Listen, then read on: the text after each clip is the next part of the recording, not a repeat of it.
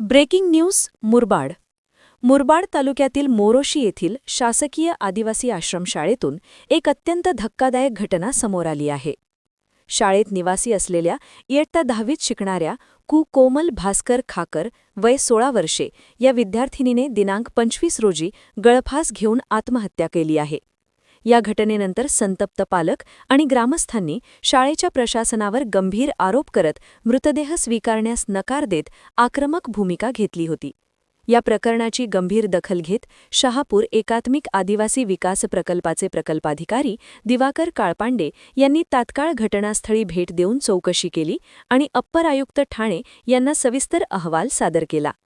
अहवालाच्या आधारे अप्पर आयुक्त ठाणे गोपीचंद कदम यांनी 26 तारखेला लेखी आदेश काढत कर्तव्यात कसूर व बेजबाबदारपणाचा ठपका ठेवत माध्यमिक मुख्याध्यापक प्रल्हाद भोई, अधीक्षक राजदीप पवार, अधीक्षिका जयश्री वाघाडे यांचे तडकाफडकी निलंबन केले आहे. ही कारवाई महाराष्ट्र नागरी सेवा शिस्त व अपील नियमांनुसार केल्याचे प्रशासनाने स्पष्ट केले आहे. दरम्यान विद्यार्थिनीच्या मृतदेहाचे शवविच्छेदन करण्यात आले असून अहवाल प्राप्त झाल्यानंतर घटनेचा नेमका उलगडा होणार असल्याचे सांगण्यात येत आहे. दरम्यान शाळेतील काही कर्मचाऱ्यांनी मुख्याध्यापकांच्या मनमानी व मुजोर वर्तनाचा तसेच विद्यार्थ्यांना होणाऱ्या मानसिक त्रासाचा आरोप केला आहे.